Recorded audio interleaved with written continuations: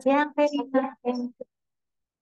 Hobi, Yurina, Rian, dan teman ya. Senang sekali kita bisa berkumpul bareng buat persekutuan. Eh, Yuk kita sama-sama mau doa dulu sebelum mulai. Bapak, terima kasih buat persekutuan kami siang hari ini. Kalau kau berikan kerinduan buat kami diisi oleh firman-Mu, Bapak.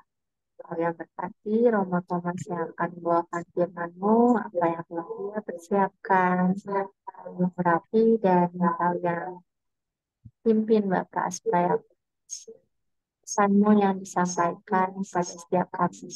Terima kasih Bapak buat kami yang sudah hadir di sini dan Kau yang dimuliakan melalui persekutuan ini Bapak, Kau yang ditinggikan Bapak, Kau yang pimpin persekutuan ini dari awal tangan hingga akhirnya. Terima kasih Tuhan Yesus dan nama kami kita berdoa dan mengucap syukur. Haleluya. Amin. Ada Romo Thomas, langsung saya persilahkan. Terima kasih. Baik, selamat siang semuanya. Ya, Eh, Tema kita pada siang hari ini adalah penakluk atau ditaklukkan begitu ya. Dan bacaannya itu diambil dari Hakim-Hakim. Hakim-Hakim 16 bab 4 sampai dengan 22. Nah, sebelum saya memberikan renungan, izinkan saya untuk membacakan eh, kisah tentang Simpson dan Delilah ini. Kalau yang di kantor ada kitab suci, di meja ada kitab suci juga boleh buka ya. Hakim-Hakim 6, Hakim-Hakim 16, ayat 4 sampai dengan 22.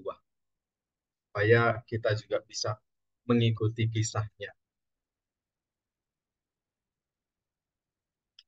Sesudah itu, Simpson jatuh cinta kepada seorang perempuan dari lembah Sorek yang namanya Delilah.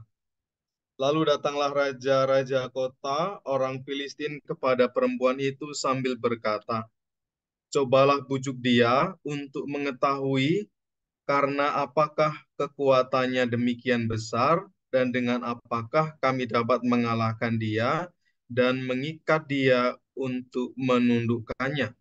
Maka kami masing-masing akan memberikan 1.100 uang perak kepadamu."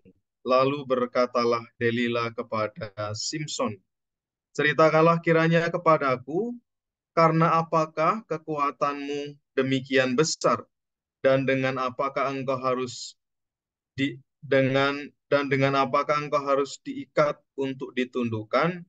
Jawab Simpson kepadanya, "Jika aku diikat dengan 7 tali busur yang baru, yang belum kering, maka aku akan menjadi lemah dan menjadi seperti orang lain manapun juga." Lalu raja-raja kota orang Filistin membawa 7 tali busur yang baru, yang belum kering kepada perempuan itu, dan ia mengikat Simpson dengan tali-tali itu. Sedang di kamarnya ada orang bersiap-siap. Kemudian berserulah perempuan itu kepadanya, "Orang-orang Filistin menyergap engkau, Simpson." Tetapi ia memutuskan tali-tali busur itu seperti tali rami yang terbakar putus apabila kena api. Dan tidaklah ketahuan di mana duduk kekuatannya itu. Kemudian berkatalah Delila kepada Simpson, "Sesungguhnya engkau telah mempermainkan dan membohongi aku. Sekarang ceritakanlah kiranya kepadaku dengan apa engkau dapat diikat." Jawabnya kepadanya, "Jika aku diikat erat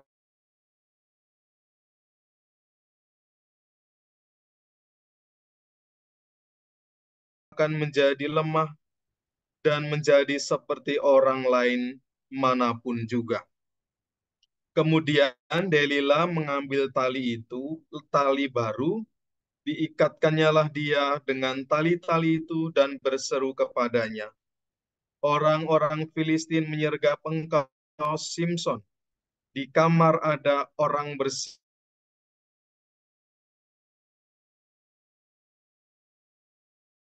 mempermain-mainkan aku dan tidak mau menceritakan kepadaku. Karena apa kekuatanmu demikian besar? Lalu setelah perempuan itu berhari-hari merengek-rengek kepadanya dan terus mendesak-desak dia, ia tidak dapat lagi menahan hati, sehingga ia mau mati rasanya. Maka diceritakannya lah kepadanya segala isi hatinya, katanya, kepalaku tidak pernah kena pisau cukur, sebab sejak dari kandungan ibuku aku ini seorang nasir Allah. Jika kepalaku dicukur, maka kekuatanku akan lenyap daripadaku, dan aku menjadi lemah dan sama seperti orang-orang lain. Ketika dilihat Delila bahwa segala isi hatinya telah diceritakan kepadanya, disuruhnya lah memanggil raja-raja kota orang Filistin, katanya, Sekali sekali ini lagi datanglah kemari, sebab ia telah menceritakan segala isi hatinya kepada. Lalu datanglah raja-raja kota orang Filistin itu kepadanya, sambil membawa uang itu.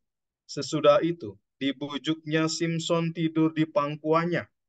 Lalu dipanggilnya seorang dan disuruhnya mencukur ketujuh rambut jalinnya. Sehingga mulailah Simson ditundukkan oleh perempuan itu, sebab kekuatannya telah lenyap daripadanya. Lalu berserulah perempuan itu, orang Filistin menyergap engkau, Simson. Maka terjagalah ia dari tidurnya, serta katanya, seperti yang sudah-sudah, aku akan bebas dan akan meronta lepas. Tetapi tidaklah diketahuinya bahwa Tuhan telah meninggalkan dia. Orang Filistin itu menangkap dia, mencungkil kedua matanya, dan membawanya ke Gaza. Di situ ia dibelenggu dengan dua rantai tembaga, dan pekerjaannya di penjara ialah menggiling. Tetapi rambutnya mulai tumbuh pula sesudah dicukur.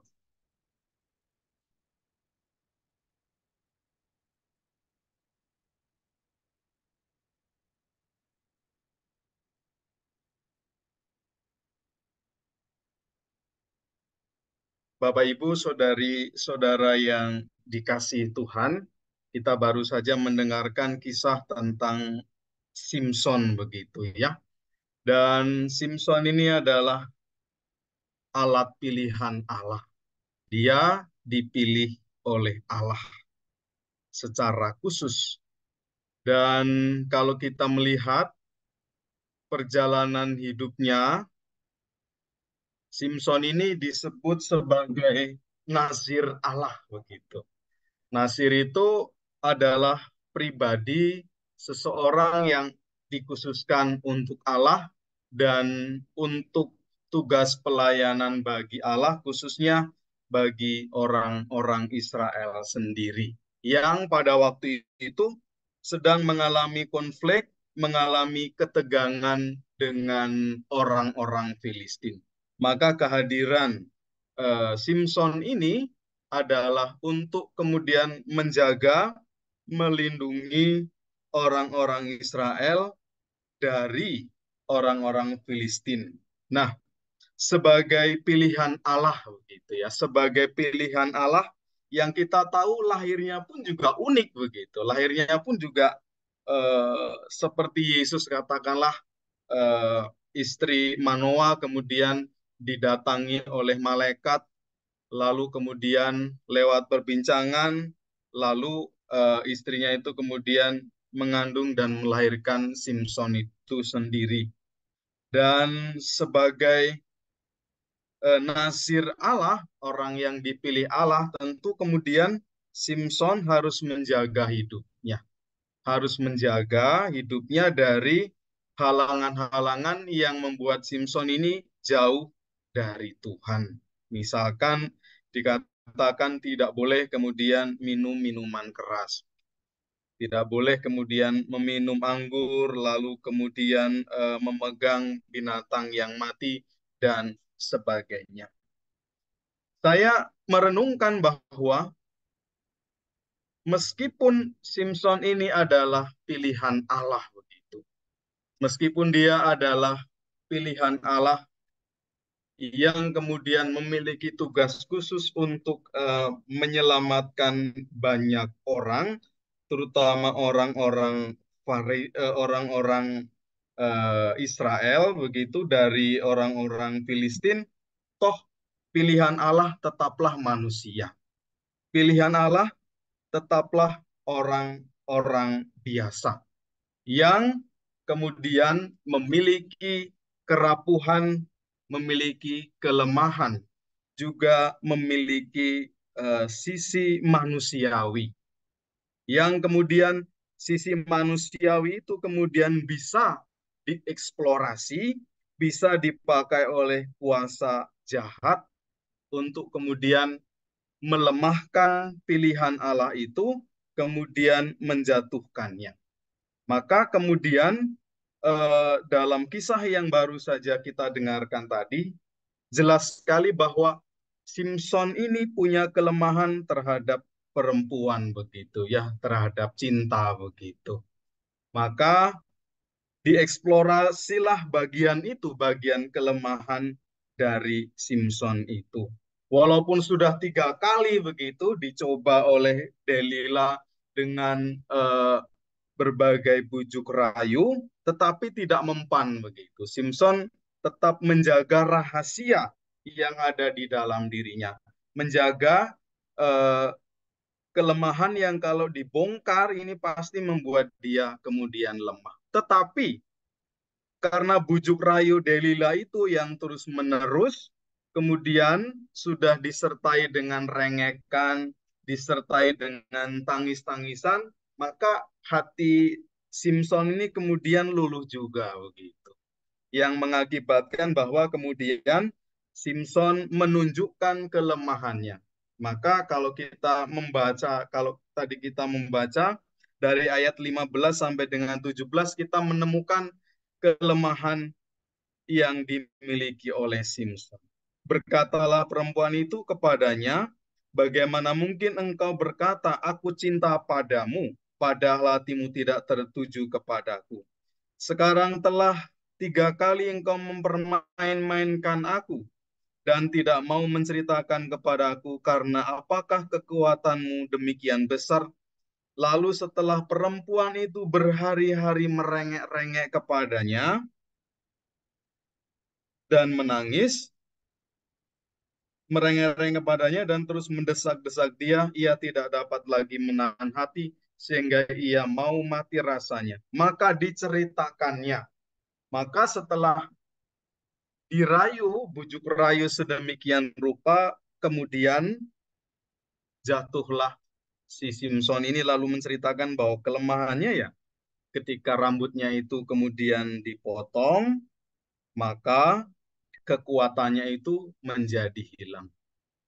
Saudari-saudara yang dikasihi Tuhan, maka membaca kisah Simpson dan Delila itu kemudian mengajari kita pertama-tama bahwa kita adalah orang-orang yang juga punya kelemahan. Kita adalah orang-orang yang juga punya kerapuhan. Meskipun adalah pilihan Allah, meskipun kita ini adalah umat-umat yang telah dibaptis, meskipun kita ini kemudian telah disucikan, tetapi toh tetaplah manusia. Tetaplah kita ini manusia biasa yang punya kelemahan, punya kerapuhan, punya sisi manusiawi yang saya katakan tadi bisa dieksplorasi oleh kuasa-kuasa jahat, bisa bisa dieksplorasi oleh setan supaya kita kemudian jatuh dalam kegagalan, jatuh dalam kesalahan, jatuh dalam kelemahan kita.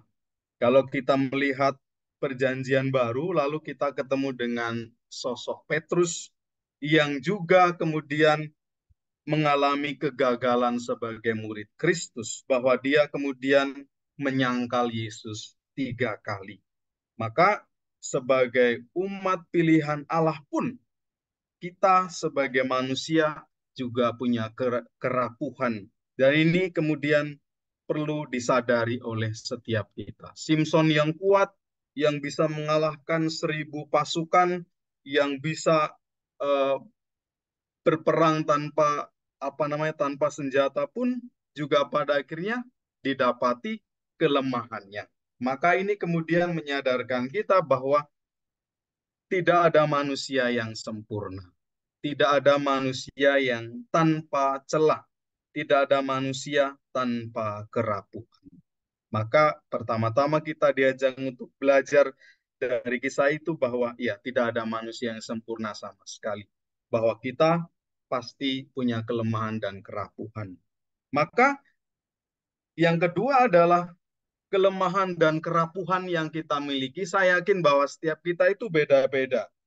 Kelemahan, kerapuhan sebagai manusia. Bisa jadi ada orang yang kemudian tidak tahan melihat makanan yang haram begitu ya. Kalau sudah lihat makanan yang berbau haram-haram itu nggak bisa nahan sama sekali nih. Gitu. Atau kemudian ada orang yang kelemahannya adalah tidak bisa mengendalikan diri sendiri ketika eh, berhadapan dengan rasa marah begitu. Ada orang-orang yang disentuh sedikit langsung ngamuk begitu.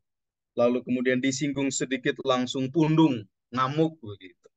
Lalu kemudian ada orang yang kemudian tidak bisa mengendalikan soal seksualitasnya sehingga kemudian dipengaruhi oleh itu semua. Nah, kelemahan, kerapuhan yang kita miliki sebagai manusia itu menyadarkan kita bahwa kita sebagai makhluk yang lemah itu kemudian menyerahkan diri kepada orang yang lebih sempurna. Dalam hal ini adalah kita punya Allah. Maka sebenarnya kelemahan menyadarkan diri bahwa kita tidak ada apa-apanya dibandingkan dengan Allah yang maha kuasa, Allah yang maha agung. Maka dengan ada yang sempurna, yaitu Allah, kemudian kita menjadi sadar bahwa ya, saya harus menggantungkan hidup saya kepada Allah. Saya yang terbatas ini, saya yang lemah ini membutuhkan Allah sebagai kekuatan saya, sebagai penopang hidup saya. Maka ketika saya menyadari kelemahan saya, kemudian saya juga semakin yakin dan percaya bahwa hidup saya harus saya gantungkan kepada Allah sendiri sebagai yang memiliki hidup ini. Dan sikap penyadaran diri bahwa saya punya kelemahan, saya punya kerapuhan sebagai manusia seperti Simpson tadi, menjadikan saya itu tidak sombong. Menjadikan saya itu tidak bangga berlebihan. Sebaliknya, kemudian saya menjadi pribadi yang rendah hati. Menjadi pribadi yang rendah hati di hadapan Allah, juga di hadapan sesama kita. Maka dengan demikian kemudian kita menjadi semakin rendah hati di hadapan Allah dan juga di hadapan sesama bahwa saya kemudian punya kelemahan itu. Dan kelemahan ini yang ada di dalam diri kita juga semakin menyadarkan diri juga untuk menerima kelemahan orang lain. Juga untuk menerima kerapuhan yang ada pada diri orang lain. Nah, saudari-saudara yang dikasih Tuhan, lalu pertanyaan besar bagi kita adalah kenapa kemudian Tuhan memberikan kelemahan itu kepada diri saya? Kenapa Tuhan kemudian memberikan kerapuhan kepada diri saya? Dalam permenungan saya, pertanyaan ini kemudian dapat dijawab bahwa melalui kelemahan Tuhan itu sedang mendidik kita. Melalui kerapuhan kita, melalui kegagalan hidup kita, Tuhan itu sedang membentuk kita menjadi pribadi yang semakin dewasa. Maka kan ada yang mengatakan saya menjadi dewasa karena pengalaman berat itu begitu. Saya menjadi dewasa karena pengalaman kegagalan. Saya menjadi bijaksana karena berkali-kali mengalami kejatuhan dalam hidup. Maka kemudian pengalaman kejatuhan, pengalaman kegagalan, pengalaman kerapuhan itu menjadi sarana bagi Allah untuk membentuk kita menjadi pribadi yang semakin dewasa, menjadi pribadi yang semakin matang, menjadi pribadi yang semakin bijak dalam situasi apapun. Tetapi ingat juga bahwa pengalaman kerapuhan yang Tuhan berikan kepada kita, pengalaman kelemahan itu kemudian juga memiliki maksud agar kita bisa membantu mereka yang juga mengalami peristiwa yang sama atau mirip-mirip dengan kita. Maka kalau Bapak Ibu senang berselancar di YouTube begitu, ada namanya Pastor Yosef Susanto, seorang pastor Katolik, ahli kitab suci, aktif di YouTube, dan sekarang ini sudah sekitar 400 sekian ribu pengikutnya. Dan dia setiap hari memberikan konten tentang pembahasan kitab suci, tentang renungan-renungan. Suatu kali ketika kami mengundang beliau ini adalah pastor Uskupan Agung Jakarta. Lalu ketika datang dia menceritakan setelah selesai S3 di Filipina, dia mengambil teologi biblis di Filipina, lalu kemudian begitu pulang dari Filipina, Bapak Kardinal Ignatius Suharyo lalu memanggil dan mengatakan bahwa Romo ternyata ada masalah kesehatan. Setelah dicek, kemudian didapatinya ada kanker di dalam tubuhnya. Dan itu kemudian membuat Pastor Yosef ini mengalami dilema yang luar biasa. Lalu untunglah bahwa kemudian melalui tindakan medis, beliau itu sembuh dari penyakit kanker ini. Dan apa yang terjadi setelah dia sembuh total begitu dari penyakit kanker yang ia alami, seluruh uang yang dia dapatkan dari YouTube, kalau 400.000 sekian, itu uangnya sudah lumayan banyak. Dia serahkan semua uang itu untuk kemudian membantu mereka yang dalam proses pemulihan atau lagi dalam proses tindakan medis untuk orang yang punya penyakit kanker. Dan semuanya itu diserahkan ke Rumah Sakit Karolus yang di Jakarta. Lalu dia mengatakan demikian, bahwa saya bersyukur Tuhan memberikan saya penyakit kanker ini. Walaupun di awal berat, tetapi saya menyadari bahwa ketika saya menerima kanker ini, saya boleh menghibur mereka yang juga punya penyakit kanker.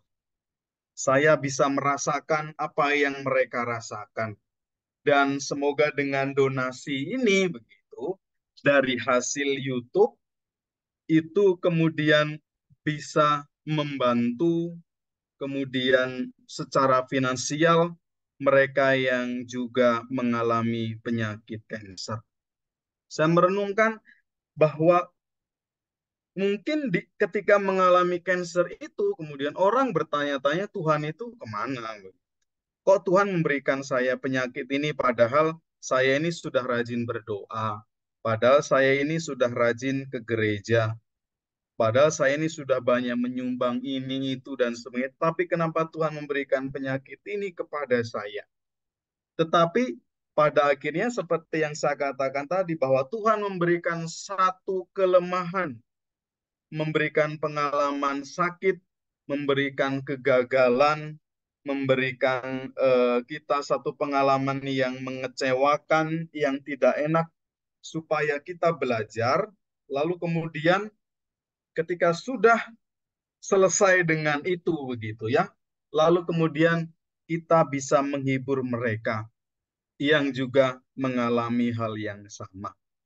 Saya sendiri juga mengalami hal yang sama ketika tahun 2009 saya eh, mendaftar di Universitas Sanata Dharma karena salah satu syaratnya untuk masuk menjadi pastor itu harus bisa lolos masuk Universitas Sanata Dharma. Dari 9 orang yang mendaftar, teman-teman saya itu 4 diantaranya tidak diterima. Karena waktu itu 2009 standar masuk Universitas Sanata Dharma itu adalah 6,1. Sementara saya waktu itu mendekati. Waktu itu saya dapat nilai 5 begitulah ya. Lalu kemudian dinyatakan tidak lulus. Saya stres sekali begitu. Karena apa? Karena saya sudah belajar ngotot siang malam mempelajari ini itu dan sebagainya. Tiba-tiba kemudian lihat hasilnya kok tidak lulus begitu. Lalu kemudian saya memutuskan, udahlah kalau begini caranya mungkin panggilan saya bukan menjadi pastor begitu.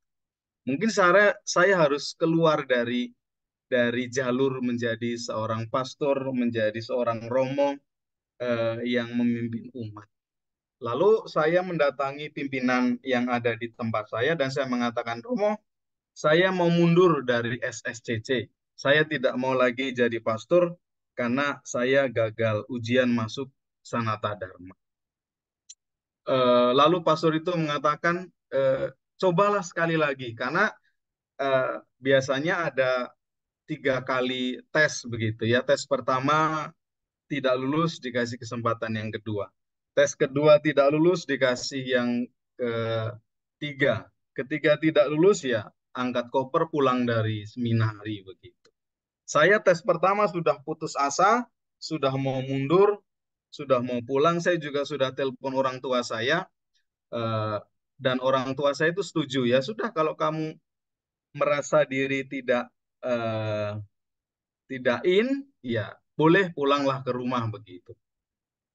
Toh saya pikir-pikir waktu itu teman SMA saya yang cewek juga belum punya pacar begitu. Maka ya sudah begitu. Toh kalau pulang pun juga masih ada yang menampung begitu, masih ada yang menerima saya begitu. Tetapi pimpinan saya bilang jangan kamu coba sekali lagi. Lalu saya ikut ujian yang kedua. Dan ternyata yang ujian yang kedua itu kemudian saya lulus dengan nilai 6,5. Ada apa namanya surplus 4 angka lah. Ada surplus yang lumayan banyak sehingga kemudian saya bisa lulus dan tahap demi tahap saya lalui kemudian bisa menjadi pastor. Nah, sekarang ini saya berada di Paroki Santo Mikael, lalu saya ngajar juga tempat dulu saya pendidikan awal di Cijerah sana. Ada teman-teman saya, adik-adik saya itu calon pastor juga yang mau ujian masuk Sanata Dharma. Dari 10, itu 4 juga yang tidak lolos begitu, tidak lolos ujian. Lalu kemudian saya mengajar mereka, lalu saya cerita pengalaman ini. Bahwa saya waktu dulu mau jadi pastor juga gagal masuk ujian Sanata Dharma.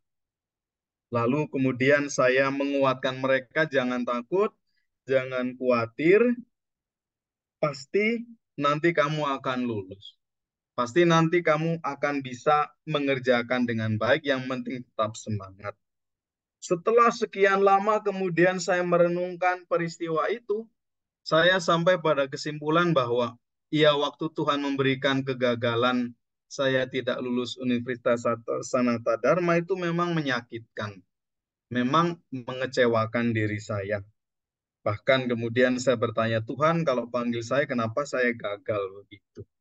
Tetapi sekarang saya melihat pengalaman itu sebagai bentuk bahwa Tuhan ingin mengatakan kepada saya, ya dulu kamu memang mengalami peristiwa itu, tapi lihatlah sekarang bahwa pengalaman kegagalan waktu itu tidak masuk Universitas Sanata Dharma, itu menjadi pengalaman yang bisa menguatkan adik-adikmu yang sekarang ini tidak lulus. Memberikan inspirasi, memberikan dukungan, membakar api mereka begitu agar tidak larut dalam kegagalan, tidak larut dalam peristiwa yang mengecewakan itu, tetapi kemudian bangkit, belajar lagi, mempersiapkan ujian lagi, dan pada akhirnya kemudian pasti mengalami yang namanya keberhasilan. Maka teman-temanku, Bapak Ibu yang dikasihi Tuhan, pasti setiap kita mengalami hal semacam itu. Tuhan memberikan satu pengalaman yang tidak kita sukai, bisa jadi pengalaman yang mengecewakan, bisa jadi pengalaman yang membuat kita kok begini toh hidup saya begitu. Tuhan memberikan pengalaman yang menyedihkan, ditinggal orang-orang yang dikasihi, kegagalan, kita membuat kesalahan fatal dalam hidup, dalam pilihan, tetapi saya mengajak, lihatlah bahwa pengalaman yang terjadi itu tidak hanya semacam pengalaman negatif saja, tetapi adalah pengalaman yang membentuk, mengarahkan kita menjadi pribadi yang semakin matang, menjadi pribadi yang semakin dewasa, menjadi pribadi yang tahan uji, menjadi pribadi yang sabar. Dan pada akhirnya, kemudian lewat pengalaman kerapuhan sebagai manusia, saya itu bisa menghibur orang-orang yang kemudian mengalami pengalaman yang sama, atau mirip-miriplah dengan pengalaman hidup saya. Lalu yang berikut adalah Tuhan memang tidak sengaja, Tuhan memang tidak menghapus kelemahan kerapuhan dalam diri kita. Agar apa? Agar kita terus berjuang hari demi hari. Barang siapa mereka yang setia berjuang melawan kelemahan, kerapuhan sebagai manusia, maka pada akhirnya kesetiaan. Saya ingin menutup dengan satu kata-kata sebagai akhir dari permenungan saya. Sang penakluk adalah bukan orang yang tidak pernah tersentuh oleh kelemahan, yang tidak pernah merasakan kegagalan, yang tidak pernah berbuat salah, melainkan orang yang tahu pernah membuat kesalahan, pernah membuat kegagalan, pernah mengalami kelemahan dalam hidup, tetapi mau terus belajar, mau mengolah kelemahan, mau terus mencoba, yang pada akhirnya kemudian menjadi seorang pemenang atau penakluk yang sejati. Maka penakluk yang sejati itu bukan orang yang terus menang dalam hidup, yang terus berhasil dalam hidup, tetapi yang kalau jatuh tahu dia harus bangkit. Kalau orang yang mengalami kegagalan, tetapi dia mampu mengolah, mampu mengambil pelajaran dari hal itu. Orang yang